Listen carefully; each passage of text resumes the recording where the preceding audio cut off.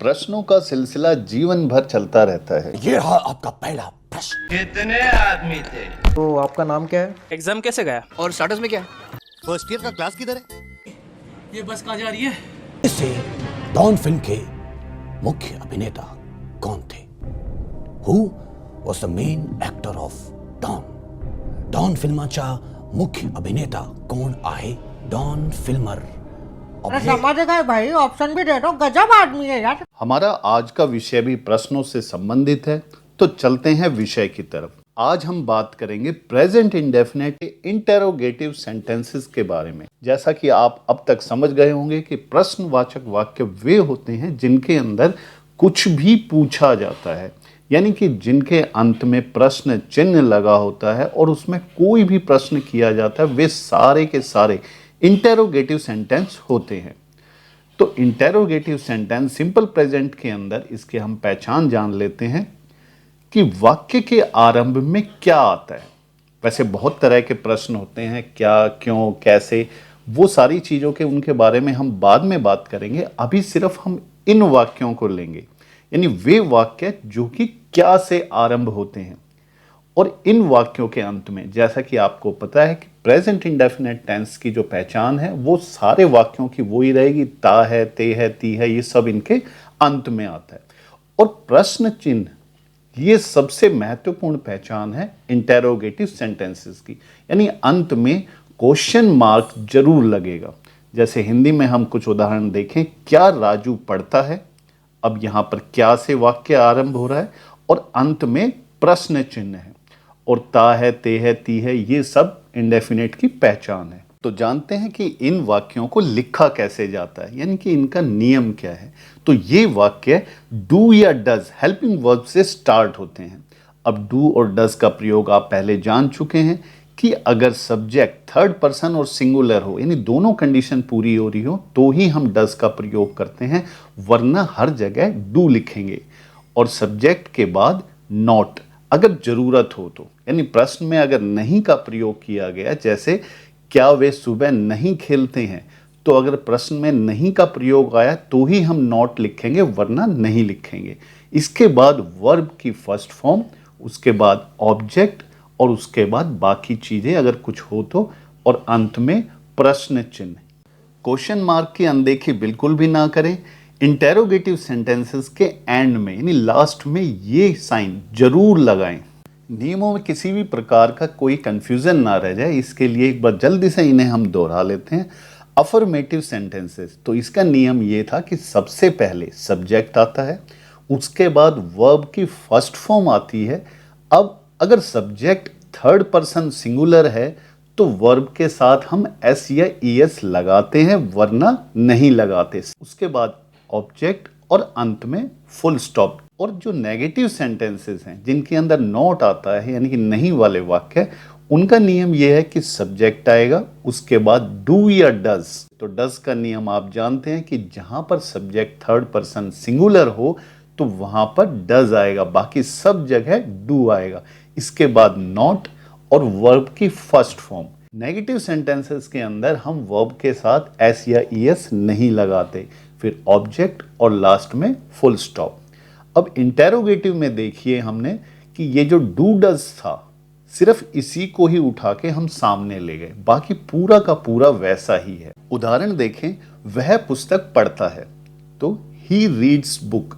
अब इसी को ही हमने अफर्मेटिव सेंटेंस को हमने इंटेरोगेटिव में बदल दिया, यानी पूरा का पूरा वाक्य वैसा ही है, आगे सिर्फ हमने क्या लिख दिया और पीछे प्रश्न चिन्ह लगा लिया, यानी क्वेश्चन मार्क। अब इसको हम चेंज करेंगे तो डू या डज। अब सब्जेक्ट यहाँ पर ही थर्ड पर्सन सिंगुलर है तो हमने डज लिखा है, डज ही रीड बुक, और लास्ट में क्वेश्चन मार्क। अब ऐसे ही नेगेटिव सेंटेंस देखें, वह पुस्तक नहीं पढ़ता है, he does not read book, और फिर फुल स्टॉप। अब क्या वह पुस्तक नहीं पढ़ता है, क्योंकि इंटेरोगेटिव सेंटेंस जो हैं वो पॉजिटिव भी हो सकते हैं, नेगेटिव भी, यानी कि उसमें किसी काम का होना भी हो सकता है और नहीं भी। तो does he not read book, तो इस तरह से हम इन सेंटेंस को लिख सकते हैं। कुछ उदाहरण देखें हम। क्या वे प्रत्येक वर्ष जीतते हैं? अब वे जो है प्लूरल है, तो डू आएगा यहां पे। Do they win every year, और लास्ट में क्वेश्चन मार्क। क्या सोनू अच्छा नहीं खेलता है? अब सोनू थर्ड पर्सन सिंगुलर है, तो यहां पर लिखेंगे does Sonu not play well? क्या तुम इस स्कूल में पढ़ते हो?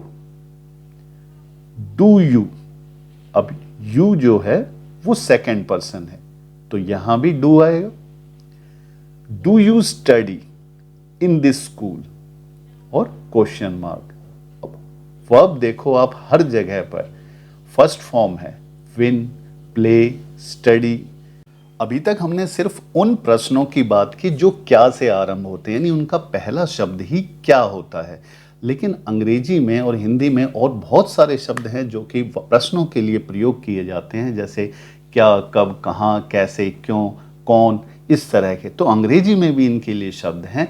व्हाट अर्थात क्या, व्हेन यानी कि कब, जो कि काम जो है वो कब हुआ है, क्रिया कब हुई है ये जानने के लिए। वेयर कहाँ, जो वर्ब है यानी क्रिया कहाँ हुई। वाई क्यों, कारण जानने के लिए। हाउ कैसे, तरीका या दशा जानने के लिए। विच कौन सा। होम किसे या किसको। हु कौन या किसने। तो उदाहरणों के माध्यम से हम इन्हें जानेंगे कि जो हम सामान्य क्या से आरंभ होने वाले वाक्य जो बनाते हैं, पहले उस तरह से आप वाक्य को लिख लें, उसके बाद अन्य शब्दों को जो है पहले लिखें। लेकिन थोड़ा सा इसमें नियम ध्यान रखेंगे, कुछ अपवाद भी हैं, उनके बारे में हम बात करें। क्या तुम खेलते हो, तो जैसे सामान्य अगर ये अफर्मेटिव सेंटेंस होता, तुम खेलते हो, तो यू प्ले। अब उसको क्या से आरंभ होने वाला अगर प्रश्न बनाना है तो स्टार्टिंग में हमने डू या डज लगाना है, तो सेकंड पर्सन है यहाँ पे, तो हमने लिखा डू।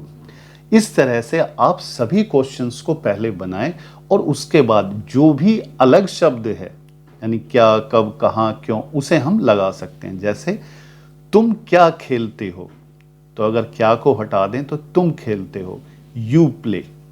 ठीक है, अब इसको इंटेरोगेटिव बनाना है तो आरंभ में हमने यू के हिसाब से डू लगा दिया, और जो ये शब्द था उसको हमने आरंभ में लगा दिया। What do you play. तुम कब खेलते हो, तो कब को अगर भूल जाएं तो तुम खेलते हो, यू प्ले। इंटेरोगेटिव बनाने के लिए शुरुआत में हमने डू लगाया, और उससे पहले जो शब्द क्वेश्चन के लिए प्रयोग हुआ है कब, उसको हमने लिख दिया। तो जिस तरह से क्या से आरंभ होने वाले जितने भी वाक्य हैं उस तरह से हम बना सकते हैं, और उसके बाद हम व्हाट, व्हेन, वेयर ये आरंभ में हम उसको लिख दें, तो हमारा जो वाक्य होगा वो बिल्कुल सही होगा। तुम कहाँ खेलते हो, वेयर डू यू प्ले। तुम क्यों खेलते हो, वाई डू यू प्ले। देखो सब में do you play, do you play, do you play वही चीज है, लेकिन अर्थ अलग अलग दे रहा है सिर्फ पहले शब्द के कारण। तुम कैसे खेलते हो, हाउ डू यू प्ले। तो बाकी का वाक्य वही है, सिर्फ स्टार्टिंग का जो वर्ड है वो चेंज हो गया। अब नेक्स्ट है, तुम कौन सा खेल खेलते हो, which game do you play. क्या तुम खेलते हो, उस तरह से वाक्य बनाया, और विच गेम, क्योंकि यहां पर कौन सा चुनाव है तो इसके बाद कोई संज्ञा जरूर होनी चाहिए जिससे हमें पता चले कि किस में से चुनाव करना है। आप किसे पढ़ाना चाहते हैं, whom do you want to teach। Cricket कौन खेलता है, who plays cricket। आपको ये वाक्य अन्य प्रश्नों से अलग लग रहा होगा, क्यों, क्योंकि यहां पर डू डज का प्रयोग नहीं किया गया है। तो इसलिए नहीं किया गया कि who यहां पर एक सब्जेक्ट के रूप में भी है और प्रश्न करने वाले शब्द के रूप में भी है। तो जब यही शब्द खुद सब्जेक्ट का रोल निभाए, यानी सब्जेक्ट के रूप में हो, तो वहां पर डू डज वाला नियम लागू नहीं होता। लेकिन ये अगर प्रश्न नकारात्मक होता, इसमें नहीं का प्रयोग होता, तो हम यहां पर जरूर डज नॉट का प्रयोग करते। Who does not play cricket, फिर हम ऐसे लिखते। तो ये आपको ध्यान रखना है, यही शब्द नहीं, अन्य भी कोई शब्द अगर कहीं पर सब्जेक्ट के रूप में प्रयोग हो रहा हो तो उसे हम नॉर्मल सेंटेंस के रूप में लिखेंगे, उसे हम डू डज आरंभ में लेकर नहीं आएंगे। तो हमारा ये वीडियो आपको कैसा लगा हमें जरूर बताएं।